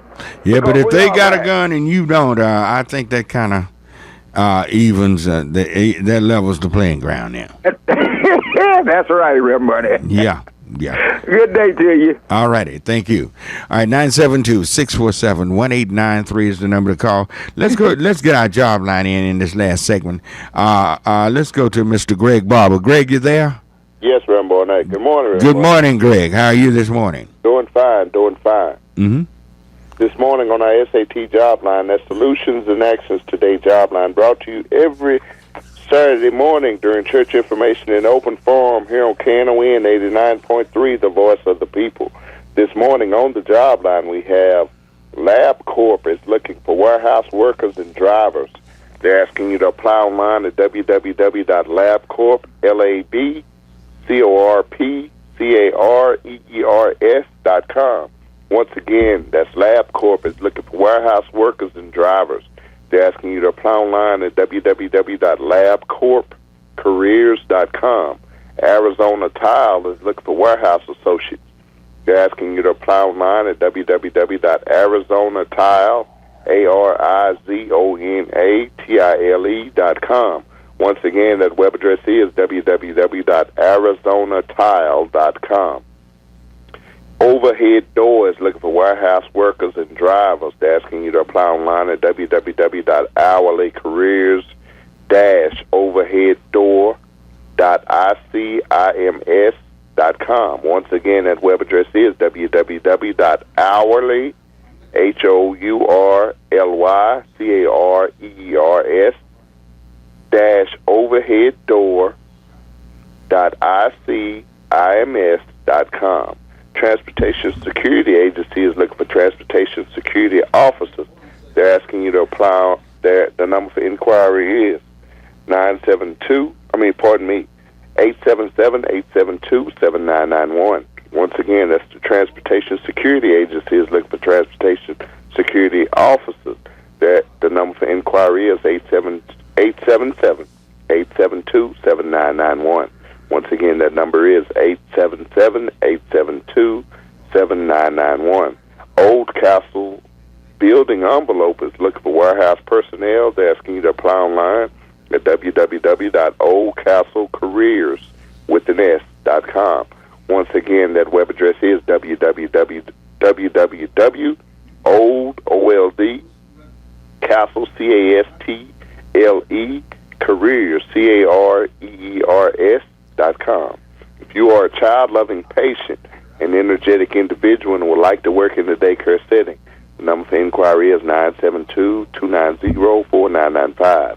Once again, if you are a child-loving patient, an energetic individual, and would like to work in the daycare setting, the number for inquiry is 972-290-4995. If you are a person affected by addiction and need assistance with your recovery efforts, or an ex-offender trying to make that transition back into mainstream society and need assistance with job searches, the number for inquiry is 214-634-2722. Once again, if you are a person affected by addiction and need assistance with your recovery efforts, or an ex-offender trying to make that transition back into mainstream society and need assistance with job searches, the number for inquiry is 214-634-2722. Today is a good day if you're looking for a job to find one. Let me repeat that. Today is a good day if you're looking for a job to find one. Today is also a great day to make a pledge to church information in open forum and follow through with it. Today is also a great day to make a pledge to church information and follow through with it. And with that, we bring our SAT job line to a close. Reverend Barnett. Yes, Quick question. In the times that Jesus walked the earth, the Jewish people as a whole wanted Jesus to jump on Rome. They wanted to provoke him to fight against them, for him to free them against Rome, correct? That's correct. Might it be that our oppressors might be our Rome? and might be. Well, yes, your impressors is Cecil. And what I'm saying is not that we don't look at the injustices that they're doing to us, but you've spoken on this many times. Our main problem, we are our main problem, our mentality. Yeah. We have forgotten who we are. We have forgotten whose we are. Mm-hmm. We have done away. We have let go astray all of the things that made us a great people, and we're letting that fall by the wayside. And it came about when our families began to collapse, and during the time of the civil rights movement, when they passed on July 2nd, 1964, the Civil Rights Bill, and we gave us a public accommodations and different things like that. In many cases, we walked off and left everything we had. Right. Just to go to be with other people. In other words, these people were so strong against us, they destroyed our total self-esteem. See, our self-esteem is one of our biggest problems. If we have low self-esteem about other people, and we need to have great self-esteem toward ourselves and toward other people. Let everybody know that we are proud of ourselves. I tell you what, they're shaking their hands and saying I'm up against a break, but y'all can call me at 972-647-1893. 972-647-1893. We'll be right back. Tornadoes, wildfires, hurricanes. News of catastrophes creates a need for volunteers. The Mass Care Task Force is a volunteer group that helps after these catastrophes. The Mass Care Task Force is a collaboration of the American Red Cross, the Salvation Army, the North Texas Food Bank, and the Volunteer Center of North Texas. Become a pre-trained disaster volunteer who is ready to help before disaster strikes. For more information on becoming a disaster volunteer, the website is forcefortexas.com. A message from KNON and the Mass Care Task Force.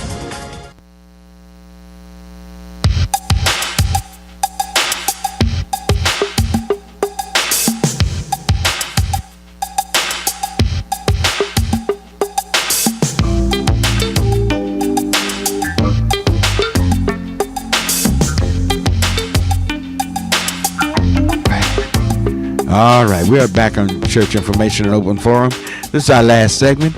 And if I remember right, the guy that called said they're having that class this morning is at 524 West Beltline, Beltline. I know it's Beltline or something there in DeSoto. 524 Beltline in DeSoto. They're having a concealed handgun class training this morning. That's what he said. 524 Beltline. Those who are interested, go over there. Go over there. And I guess get your license. Go over there and get your license. All right. 972-647-1893 is the number to call. Let's go to line 4 and say good morning to Lewis. All righty. Good morning, Lewis. Good morning, sir. Fine. How are you? Yeah. Oh, good. My name is Lewis Scott, and I was calling about a question. I listen to your show every Saturday morning. Uh-huh. And the question I have is, I coach, John Wallace Price, Al Lifton, Elsa Faye Higgins, all those people, Darrell Reagan. My question is, and I use the word we marched in the streets. We didn't just get on the radio and talk. We didn't talk about it. Like right now, there should be a boycott like against certain service station every week here in Dallas. Just tell the black people don't buy gas from this station, 7-Eleven, on Camp Wisdom, all over Dallas. But we get on the radio and talk, no action. I sit up and listen. You say you've been an activist in Dallas? I beg your pardon, sir? You say you've been an activist in Dallas? Oh, yes, along with John Wiley Price, Al Lifton, Elsa Faye. You don't know me? You don't know me? Sir, I got as much during the 80s and clear to the early 90s. I got as much publicity as anybody in this city. And I don't know you. I don't know. You say you know these people. All of those people know me. All those people have marched with me. And many of the marches was led by me. And I didn't have to. I didn't. Al, John, all of them. We've all been together. We've fought. You, without the name of those people you name, you wouldn't even have dart lines coming south. We got skins hanging on the walls of this city. But you say you march. Well, I take your word for it. But I don't know you. I don't know who you are. But hopefully you're ready to get back out there. If you point that out, you get back out there and start fighting. There's Reverend Ron Wright. He's out there fighting. We got people out there fighting. Get with them. No, I wasn't talking about myself getting out there. Why? Wait a minute. You're going to hang other folk out there, but you're not going to go. No, I'll go. I got my pictures in the paper, newspaper, Dallas Time, Herald, all over the city. But what I'm saying to you, you got the voice now. You have the voice. Well, I'm trying to use it, and I'm trying to inspire people to get out there and come together. What I really would love to see is African American people, these little mom and pop stores, start taking them over, start buying them. Start doing that. We got to start things. We used to have those in our community. Every little mom and pop store was just about owned by us. I used to run down there and get popsicles and cookies and all of that. We had a community then. We had families. Everybody knew who your mama was, who your daddy was, and everything. And they would get after you if they saw you doing wrong. We need to go back to our basics, and we could get somewhere. Absolutely right. Absolutely right. Mm-hmm. Whenever you want to march, I'll be listening, and I'll get out there with my sign like years ago in the 70s, in the 80s. I'll be right there with you. All righty. But thank you, sir. All right, thank you. They clear the line 972-647-1893. Is this Johnson? Yeah. Okay. Yeah, that's line 2. Bring me up line 2. Good morning. How are you? Fine. How are you this morning? Hey, I live in the Hanchka capital of the world, as John Wiley Price used to call it, Fort Worth, Texas. Yeah. And I'm first about the Trayvon Martin trial. Mm-hmm. I've been watching it daily. I finished in 1964, so I know all about the civil rights and all that, and riding on the back of the bus and all that. But the Trayvon Martin trial, I hope he be found guilty, but I don't know. I'm praying that he does, because I know he is guilty. It's the fact that he got out of the car and followed that young man. Right. And another thing is, if you notice, Trayvon Martin's family is very well connected. Did you hear his uncle say he's a detective? These people they tried to make Trayvon look like he come from some little backwards, ignorant group of people that have no intelligence or anything. But they were very well educated. Yes, it's just about everybody you meet is a college graduate, and not saying that make you any better than anybody else, but they try to portray him as a bunch of dumb, ignorant, backwards people, and that's not true. That's not true, but for George Zimmerman's family, they are well connected. His father is an ex-judge. His uncle got on TV yesterday as some type of detective, and he has friends within the police force, and the other one of his friends is in the police force. George Zimmerman knows the law, so he shaped his story to conform with the law. That's right. And now, another thing about my people, I'm a retiree, but I'm willing to do anything to get. Integration was a good thing, but it was a bad thing, like you say. We got the moving out our neighborhoods, and we don't have neighborhoods like we had back in the 60s and 70s and early 80s. And as far as the man talking about boycotting, we do need to boycott, and we do need to own. But before we can own something, we got to stop going in those stores buying stuff. Buying items. We got to learn some kind of strategy. Another thing is that our people perish for a lack of knowledge. We have people, I love my president, but they talk about the middle class. But we have an underclass, poor people. We need to educate people once they get 18 and up, whether they're on welfare or whatever. They need to be educated. Well, if you wait till 18, you've waited real late in their lives. No, I'm not talking. You're right, because children are usually grounded by the time they're 5 or 6. That's right, and we need to start when they come into this world, educating our children about who they are and what their plight is on this planet Earth. And we need to teach them, build their self-esteem, start loving all of our children and loving and teaching them that they are beautiful, and let them know that they can do great things in this life, but let them know that that other little child over there that looks like them, they're connected to that child. They don't have to be blood kindred, but we are all connected. Until we learn that we are all connected, we'll never get anywhere. Okay, one more thing, and I'm hang up. And when I was saying we need to learn, I'm really speaking of young adults and lost souls that's walking, not so much lost, but uneducated. Just say a guy that's been in jail. He don't know that once if he has been convicted of a felony or whatever, he can vote once he have got enough paper, served out all that time or not on paper. But we need to educate our poor people and our lower class, because they don't know how important it is to vote. Because let me tell you, what they're going to do is they're working on the immigration bill, because see what they're going to do once they get those satisfy our Hispanic brothers and sisters, they're going to try to take us back down to the bottom. Well, they're doing that now. I'm sorry? They're doing that now. Yeah, they own their way. So we need to take someone. Yeah, I would like to have your number. I'm willing to do this. I was going to go to Wendy Davis' office. Someone needs to try to educate our young people, our uneducated brothers and sisters. Go to the car washes. Go in the housing communities. The public housing. Educate these people on how important it is to vote. Look at Rick Perry. He turned away the Medicaid, the Obamacare. That's going to hurt poor people.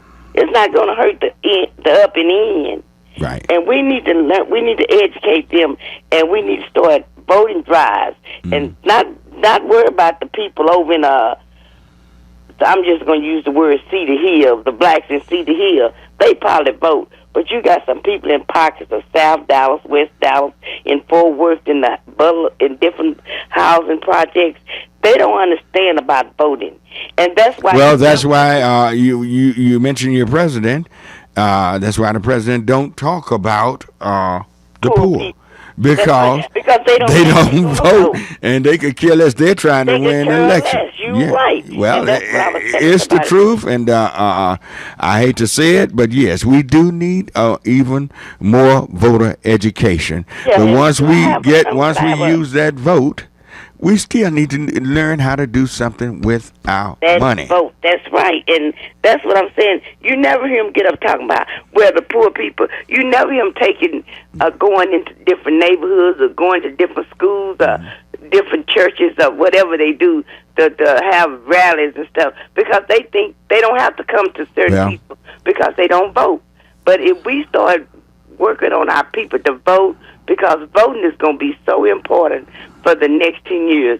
I'm past retirement, but young people young adults got to realize that they're going to make it harder and harder for anything, and so we need to start trying to get these kids educated and get the young people that's past 21 and not doing much, get them educated, let them know how important it is, because it's going to be two things: jail or living hungry or nothing else, because they're not going to care. Because once they take care of the Hispanic brothers and sisters and get them satisfied, they're not going to, because we don't rally anymore. Okay. All right. Well, we thank you for your call and comment. Okay. All right. That clears the line. 972-647-1893. 972-647-1893. 93. All right, let's go to Douglas on line 3. All righty. Good morning, Douglas. Hey, brother. The sister just now, she just spoke a lot about it. Like, we're making Walmart rich. We're making Sam's rich. And the community we saw back in the 60s and the 70s was a thriving, alive community where people looked out for each other. Now, whenever you go to a neighbor's house, I go and visit with the elderly all around Dallas, Fort Worth, and they put bars on the windows. And And we can blame it on they and them, but we are the ones that there's bars on there, on their windows and on their doors. And it's gotten more. The brother spoke about Rome. We have Rome inside of it. We've been like they did in Alexandria. They destroyed the ground and they filled it with salt. So it was unfruitful. So you couldn't raise another army against Rome. Well, see, that's the way they did the Egyptians when they went into Alexandria, by making sure that they could not reproduce those crops. And some of those things were used as weapons to make chariots and spears and different things like that. Yes, they outthought them. And they sometimes did that with our mind. Yes, and see, sometimes Put the salt into our mind. And see, we're not using what we have, the resources that we have, because as you say, our minds have been salted, and our minds just doesn't seem like we can move forward and just come to just plain common sense. Let's stick together. Let's keep our money together. Let's work together. Exactly. But we would rather turn on each other. We have I hate to say it, Lord have mercy. We got so much mess in us that we just can't seem to get it together. Salt. Yeah. Well, yeah, that's thank you. Thank you for giving me that. I'll use salt instead of mess, but it's just that bad. Let me try to get as many calls in as I can. Thank you, Douglas. All right, let's. Who is this? Rodney. Let me say good morning to Rodney. Good morning, Rodney. Hey, how's it going, Reverend Barnett? Fine. How are you this morning? I know you're trying to get as many calls as you can, brother. And what the lady that spoke just before the guy did was saying, go to the community and get the young people to vote, and don't be discouraged because you have a record.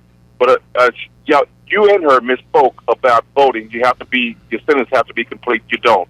It's so many years after your conviction, you can still be on paper and vote, because I've done it. So I can't. You can be on paper and vote. Yes, you can, because I did. Okay. And so, and I'm talking from experience, not from someone that's telling me. So I can't remember how many years after you got your sentence, but I was still on paper and actually got out and voted for Clinton, and voted for Al Gore when it got taken from him. So just have the brothers go out and educate themselves, find out how many years. Because I forgot.